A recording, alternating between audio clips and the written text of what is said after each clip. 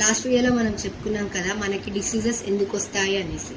అంటే మనము స్ట్రెస్ కానీ, టెన్షన్ కానీ, ఆలోచనలు కానీ, మనలో ఉన్న ఇమోషన్స్ అంటే ఫియర్, డౌట్, తర్వాత భయము, ఇలాంటివి ఏ ఇమోషన్ ఉన్నా కూడా మనకి డిసీజ్ ఎనర్జీ అనేది ఫామ్ అవుతుంది. దానివల్ల మనకి ఫ్రెష్ ఎయిర్ కానీ, ఫ్రెష్ ప్రాణ కానీ మన లోపలికి ఫ్లో అవ్వదు. అందుకని మనం ఇప్పుడు ఏం చేస్తామంటే ఆ డిసీజ్ ఎనర్జీస్ అన్నిటిని మనం బయటికి పారదోలేస్తే ఫ్రెష్ ఎయిర్ మనకి ఈజీగా వస్తుంది. దీన్ని బయటికి ఎలా పారదోలేయాలి, తర్వాత మనం ఫ్రెష్ ప్రాణ ఎలా తీసుకోవాలో, ఎలా చేయాలో చూపిస్తాను. రిలాక్స్గా కూర్చోండి, కాళ్ళని నేలకి ఇలా ఆనించాలి, టంగ్ ప్యాలెట్ పెట్టుకోవాలి, అంటే నాలుకని మడత పెట్టి ఇలా పెట్టుకొని స్ట్రైట్గా కూర్చొని ఇన్హేల్ చేయండి,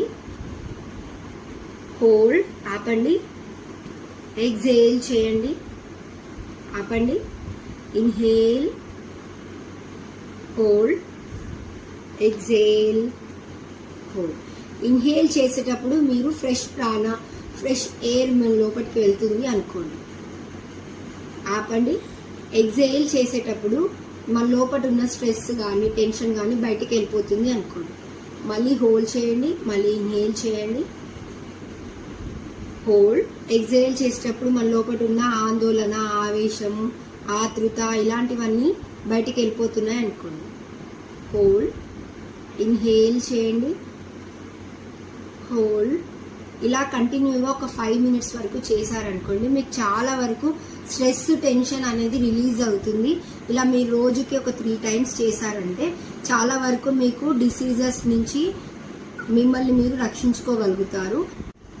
ఇది మీరు ట్రై చేసి నాకు కమెంట్లో పెట్టండి ఎలా ఉందో రిజల్ట్.